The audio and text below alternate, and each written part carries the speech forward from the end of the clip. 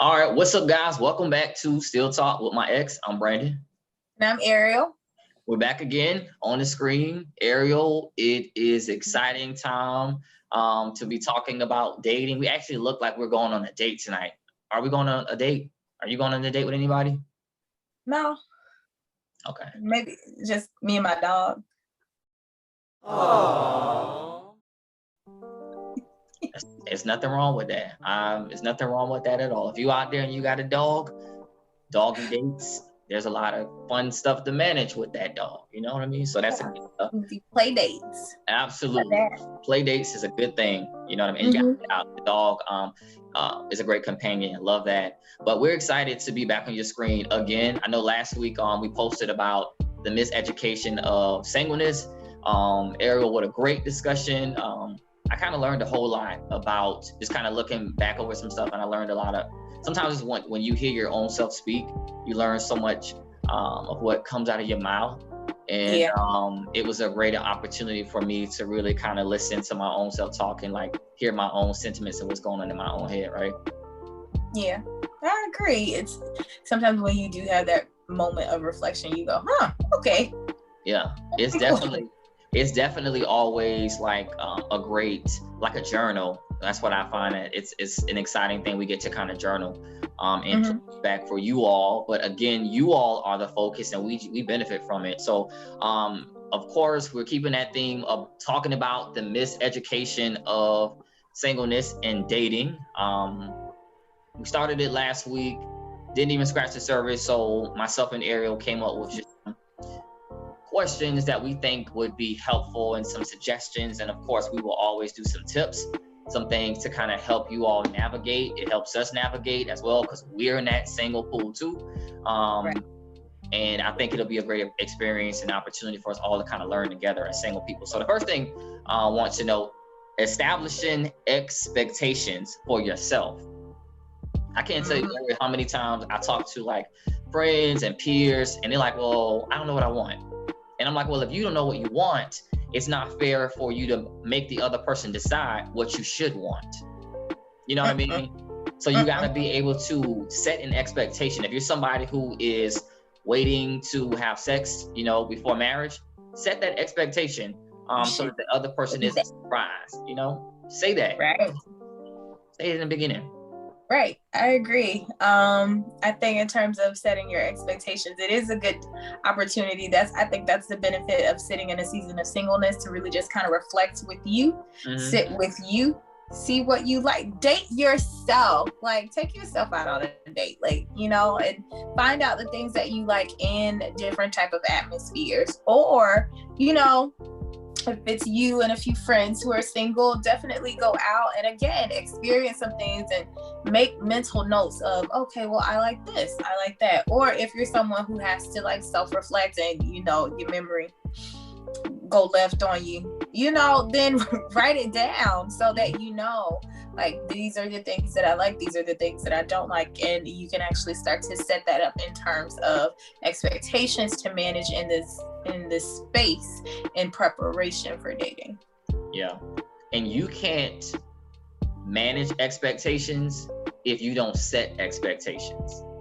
And you can't expect right. And you can't expect the other person again to give you those expectations, or you'll just be, like we always say, you'll just be dating without a purpose. You know what I mean? So, but if you're somebody who really wants to kind of get to know somebody and have a successful relationship eventually, or a successful connection, manage those expectations, like Ariel said, put it on paper. You know what I mean? And make sure that what you're presenting reflects that. It's authentic, like you believe in it. So many times, Ariel, people, and we talked about this last week, where people send their representative. And I get it, you want to present your best on those dates. But I think being your true self is what's most important. I heard someone say, like when they did their online profile, like they wore no makeup for a young lady. She wanted to be her authentic self because she wanted to let the guy know that, like, hey, this is me. I can only get better from this, but this is me. You know what I mean? So I think so many times we try to be souped up versions of ourselves, but standing in your authenticity, you attract that. People, will cling to that. You know what I mean? There's a penny for every hole. Yeah, and I think too, I think too that like when we think about the representative phase and things of that nature, I think a lot of times we feel as though like we have to show up the way that someone else expects us to show up, or we hear little snippets and tidbits from this date or this date from one individual, and we feel like, okay, in order for me to actually, for him to continue to like me, these are the things that I have to do. But it's not true. Like, I think the bigger thing that we have to realize in the dating pool is that there will be you're looking for, if you are someone who wants to be in a monogamous relationship, then you're only looking for one person. And so if that is the case, you're looking for that one, the infamous one. So if you're looking for that individual, then I think the expectation that you have as well with setting things with yourself is that sometimes these things won't work out. Sometimes you throw the spaghetti up against the wall and it doesn't stick. But also knowing that your expectations and you knowing yourself also helps you to understand that maybe that individual just they weren't right. And that's okay too. So like understanding that your odds and the numbers of, how many frogs you will kiss before he turns into a prince, or how many, what's the version for men? I don't know. Like, I don't know. Well, however many women you have to kiss until you get your princess. Like the reality of the situation, even though I feel like Disney narratives are fake, but just for the example, just to know that sometimes like you may have to test this thing out a little bit more, and your numbers may be a little skewed and you may feel as though you're failing at relationships, but that's not true. It just means that the person that you are to be with just hasn't shown up. That's it. And that's worth waiting for, and it's worth your authenticity, so you can be satisfied when you do meet that person. The other thing that I think is really, really important about, which will be our second point, which is kind of goes great with managing expectations and setting expectations and then managing them, is not being scared to step out of your comfort zone. I think so many times we tend to date the photograph of our life, and basically what's familiar to you is what you tend to draw to. You know what I mean? And I think so many times Ariel is like going into Family Dollars and you look at the white family and you're just like, oh, what a pretty picture. You know what I mean? I think so many times we tend to want one swath of just what we think is happiness. And I think diversifying your dating pool. And if you're somebody who, I always say this all the time, I'm very transparent about things that are important to me, like my spirituality, my faith, politics. You know what I mean? That's another thing that can be like, things can get kind of contentious when you start talking about politics, because you start talking about how you and her want to spend money. So those types of things can kind of tear a household. And statistically, you see that. And social issues as well. Like when we think about, how do you feel about Black Lives Matter? How do you feel about, just is the virus a hoax? You know what I mean? You might think that I need to know this stuff. You know what I mean? Right. We need to know this stuff. Are you one who politicizes the wearing of the mask, or do you wear it? Like, you know what I mean? Do you want to wear the mask? Do you want to wear the mask or the ventilator? Right? Like, just, let's figure it out. Exactly. So, you know what I mean? To diversify the pool means, diversity of thought. You know what I mean? Within your confines. Like, we can't establish that. Like, Ariel and I, we have our different sort of, demarcations on what we're willing to compromise on, what we're not. Absolutely. In space of trying to figure out how other people live, and understanding that just because you grew up a certain way doesn't necessarily mean that it's right, or that it's normal for everybody else around you. That just means that it is normal for you. And it can help to kind of it gives you space to kind of grow if you actually are open to have some diversity of thought, to actually talk to other individuals about things that challenge you. So if you were a person who was just like, you know what, I'll never get on a plane, I'll never travel, you know, if I can't get there by car or bus, then it ain't for me. But then what happens when you meet an individual and they happen to be traveled and they happen to just like to get on a plane, because, you know, anything above 4 hours, they don't want to drive and they find it to be a bit more convenient. Well, guess what? You have diversity of thought, but y'all can both experience a great time going, you know, if you push yourself outside of that comfort zone and try to see things from somebody else's point of view, you know. So just like sometimes for us, how we grew up 20 minutes from the beach or what have you in Georgia, but you may meet someone who vacations or thinks of a vacation not as a trip to the beach. They may think of a vacation as, you know, when the snowfall hits and going skiing, going to the resort, going to a ski resort, those things. So it's just, you know, it's helpful to have that diversity of thought and to kind of challenge yourself in some of your viewpoints. Definitely. I mean, I think it'd be boring if you were just the same. Now, again, you can be aligned. I think it's amazing to be aligned on things that are really important, but I think that's what a healthy relationship is. It's the other person, you know, taking you out of your comfort zone and, you know, making you do or encouraging you to do things that you might have not done, but for that experience. And so everybody, you know, should step out. You know, now you might say, you know, hey, I don't want to date somebody out of my ethnicity. Got it. We respect that. But I think when you think about just what America looks like, billions of people, you can, you know, there's somebody out there for you, but they may not be wrapped up in the package you think that they should. And you could be limiting yourself because you won't expand, because you don't like the boxing or the dressing of the gift. You know what I mean? So just keep that frontal lobe, you know, when you're thinking about somebody and a suitor for yourself, because, you know, God has so many things for you. You know what I mean? Blessings can be unconventional, so why can't people be? Well, that's a word on tonight. Hallelujah. I'm not even going to charge y'all an offering tonight. Oh. Okay.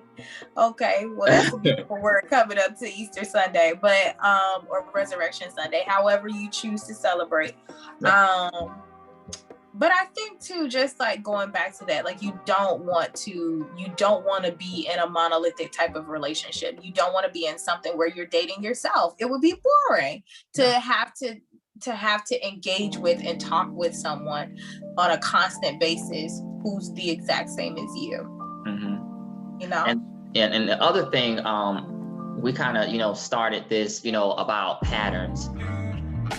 You have to be like, what annoys me is that when a person can't see a pattern of this cyclical dating that you do that yield you no fruit. Okay. I think sometimes you have to step away and challenge. Well, first, before you give your advice, what does that look like? Yeah, I think so. When you're stepping away from what is familiar to you, you first, I think it really comes within this Selah moment where you say something is not working. I think for me, something should ring true and say, hey, this is broken, because that means that you actually see that, okay, there is a leak in the faucet. Like there is something going on that is not working. When you cannot address and when you can't see that there is a uniformity to these cycles, you know, you date the same kind of person and they have this attribute. That's a bit more in depth, and you might want to seek some counsel or spiritual, whatever counsel you need. But I think going into the point about stepping away from the pattern is it's not working. You know what I mean? We keep trying to use the same tools to solve the same problem. And I think that's just something that's burnt into our neurology. Scientists concede that we are creatures of habit, you know, and so we learn these patterns. We learn this just innate ability to do things inside and look for certain things. Myself, you know, I used to be attracted to a certain type of girl, you know what I mean? And it wasn't necessarily, she wasn't polished.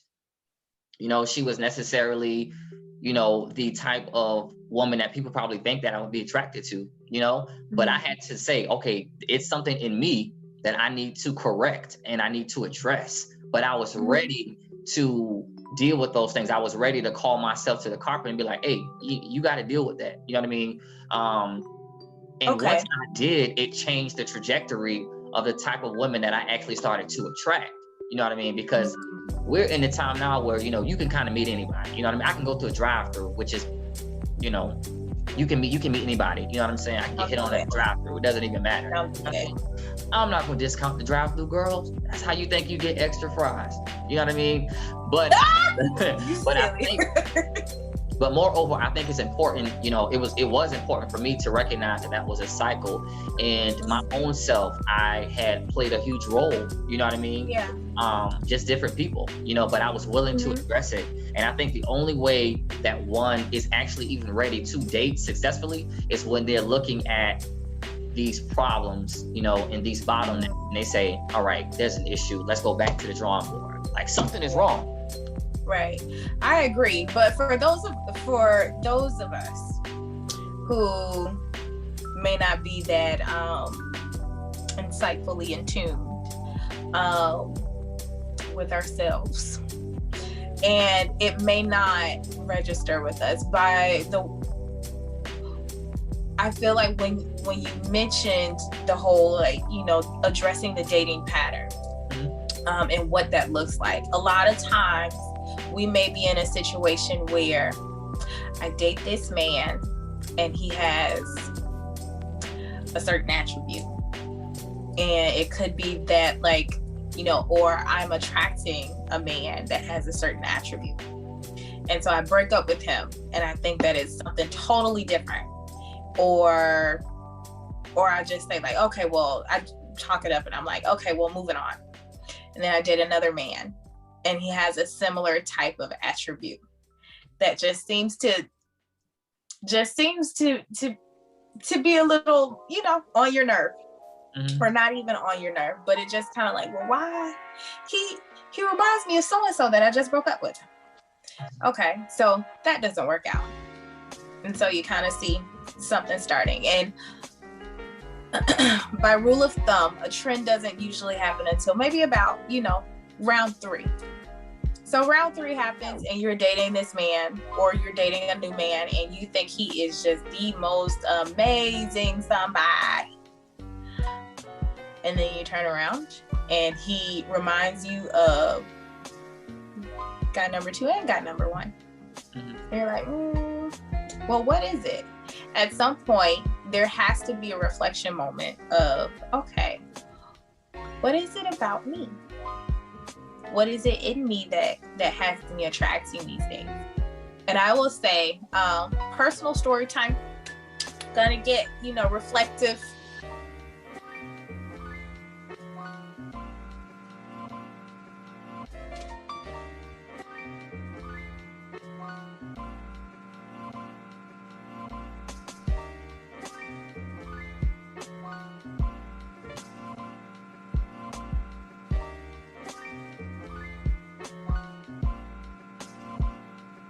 So in my dating experience, because I've had a similar experience of finding out your dating pattern, where I dated guys and I thought I was, and I thought that, by the time I got done with the dating scene, I kind of had a moment and I was like, well, what's wrong with me? It was after I ended, a relationship, and I was just like, what's going on? Like, I've dated this guy. I'm not gonna go down the list of all the guys I've dated, but it just kind of like, oh, something's not clicking, something's wrong, or it's not matching up with what I want. Like, what I want is not congruent with what I keep getting. And so after sitting down for a moment, I had a thought process of maybe I should talk to somebody. Maybe I should go talk to a therapist. Maybe I should try to unpack some things and realize my behavioral patterns. And then after looking into therapy, I've realized and I've learned that there were certain things that kind of sparked this and spurred this. Like, that my issues with rejection and not wanting to be rejection and being afraid of being rejected from somebody that I loved or that I liked was one thing that just kind of had this same kind of cyclical thing happen. Also, the fact that I had like this whole people pleaser mentality where I would want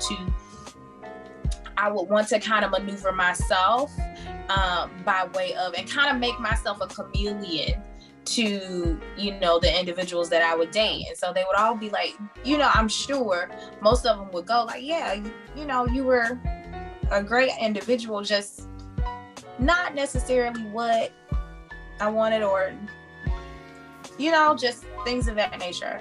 So in going back and looking at that, it was just more so of a very reflexive moment for me to find out, like, okay, well, what type of holding pattern am I in? Mm-hmm. And finding that out and then unpacking those things, what I have learned has helped me to readjust my settings, to readjust my expectations, and to understand and know that I need to be honest early and often. Because a lot of times I found myself taking things in, not necessarily being vocal about how I actually felt, not being upfront and honest early on when things bothered me. And so, you know, an individual is like, well, I thought you were one way, but you switched.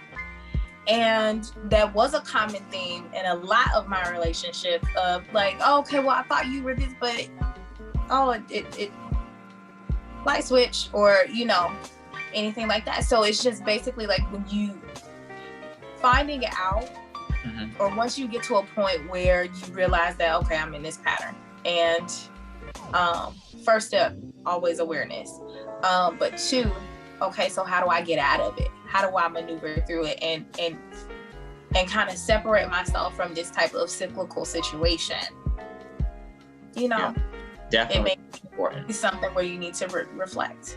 Yeah. And I think if you are somebody who may not be as informed of yourself, think about it this way, you know, every time you get in a car and the gas light comes on, you're not moving anywhere, you know? So if you keep doing the same thing and you're getting the same results, start with the lack of results that you're getting, and say there's an issue. And like Ariel said, point to yourself and say, well, what can I do? You know, start with yourself first. And just to create that awareness out there. The other thing that I think was very important, and you guys know we always do like a question and kind of ask certain thing. And one of the things that did come up was people in relationships who want to be exclusive versus in the idea of when should we be exclusive, and what's the barometer on the time and between when we start dating and both people wanted to be like, you know what, I want to make you my girlfriend. I've actually dealt with that before. That as well too. Ariel, what's your thoughts there? Exclusivity is kind of, it can be a little tricky, especially when you have two individuals that may have completely different ideas of what exclusivity looks like, how you maneuver through it, and when to actually have the conversation of exclusivity.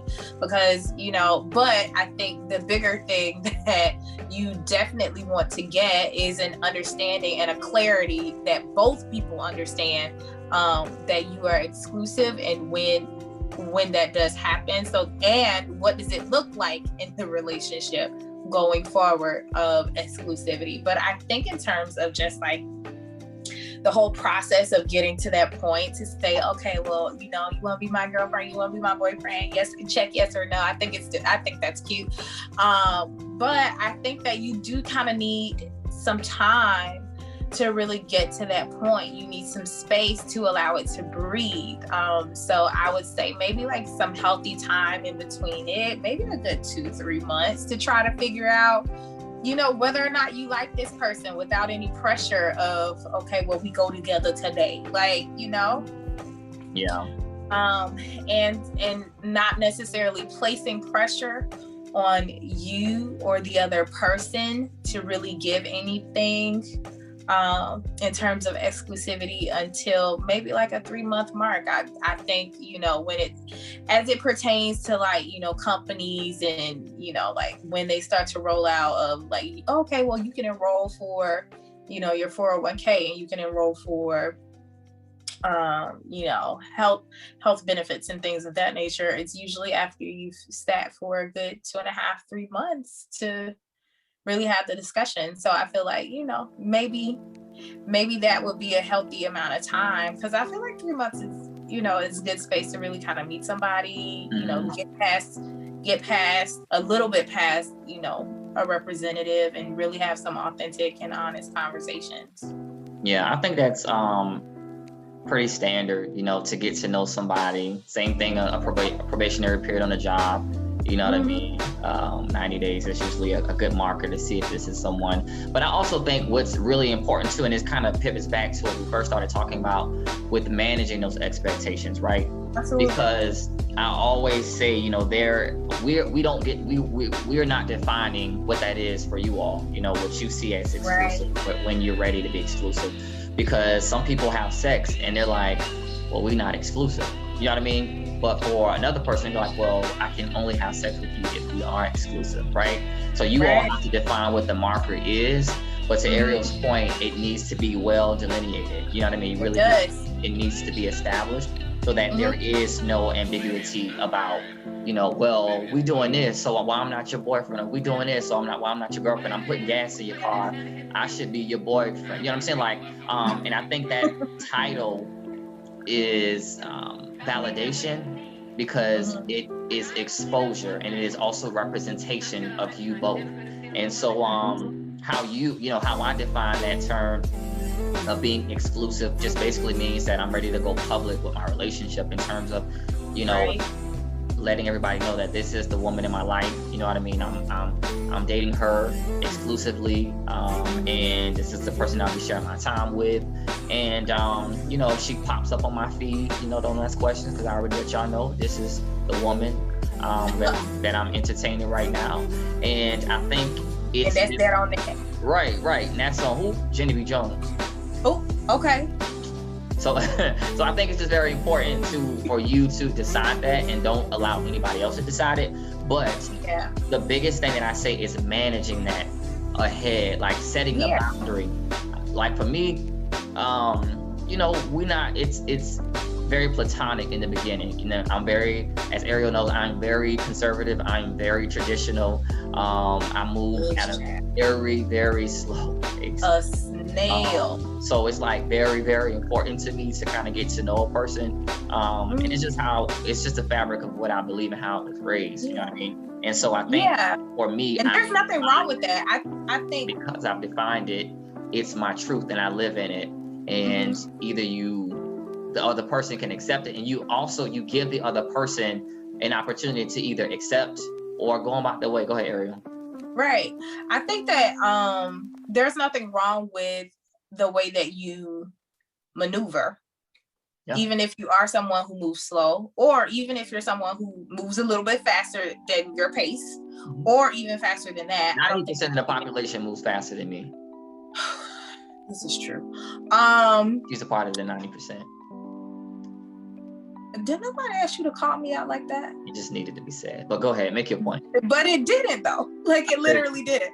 But going back to the point, there's nothing wrong with whatever your expectations are in terms of exclusivity, just as long as, like you said, you bring it up so that someone has the decision to make, and they can either decide, okay, well, now that Ariel or Brandon has laid out that they would much rather take it slow, or they would much rather set a deadline for a decision around this time, then again, you give the individual that you are dating a space of understanding and clarity of where exclusivity lies, or when a conversation of exclusivity can be had. But I think at the same time, there need not be these subliminal kind of pressuring kind of situations that can happen like you said, like, you know, I took your car to go get gas, and so, you know, I'm doing a great job, I should be your man. And vice versa, like, you know, oh, well, I just thought of you and I cooked you a meal and I made you some lunch, and so I would love that. I should be your woman. Like, no, and we can't tie these things to conditions to say that, you know, I should be your girlfriend or you should be my boyfriend or whatever. It shouldn't be like a quid pro quo. It shouldn't. It should be just like you getting to organic. You should be getting to know this individual, and again, understanding. I can't stress this enough. Understanding that the dating process is for collecting data, not to just fall in love. So even in these processes where you're having a good time, you're going on these dates, you like spending time with this individual, you like having these conversations with this individual, or vice versa if you don't. These are the moments that you are taking in this information and saying, okay, well, I could see myself dating this person again or going on another date with this individual. But don't get to the point where you've already married them in your mind, where you've already had their kid in your mind, because even though exclusivity is a thing, and if you get to it, it's, you know, it's fun to say, oh, you know, I got a man, I got a boyfriend, I got a girlfriend, or whatever. Like, also understanding that even though you're in that space of exclusivity, that does not necessarily guarantee you a space for marriage. Because again, this is still a process of gathering data and information. Yeah. And remember that being exclusive is for you and the other person, not for anybody else, really. It's for you both to like cement that we are a thing. Like, we're a couple. You know what I mean? Like, we're not dating nobody else. Right. You're not talking to nobody else. You're not texting nobody else. And we're not, you know, if you are going that route, you know, we're not sleeping with nobody else. And I think you can form that boundary, you know, that you have with one another that you want to create. And again, it's not necessarily, you know, a one size fits all, but I think sometimes when people don't allow people, we live in a time now where everything, you know, is identified by a term or a label, you know, and some people don't even like labels.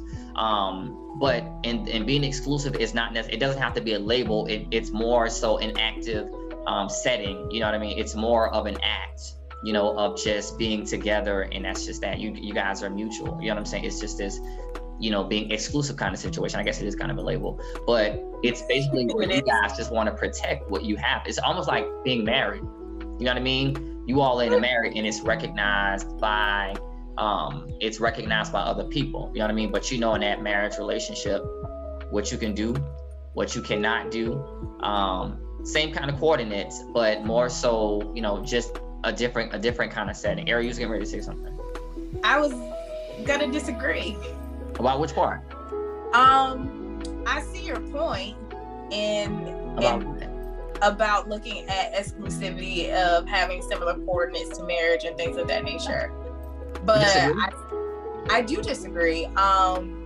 Because I think even in a space of exclusivity, right, where you and this individual have had your conversation of what exclusivity will look like to the both of you. So whatever that means for you two. I think that exclusivity can lead to marriage, but it's not necessarily the key for it. And I don't think that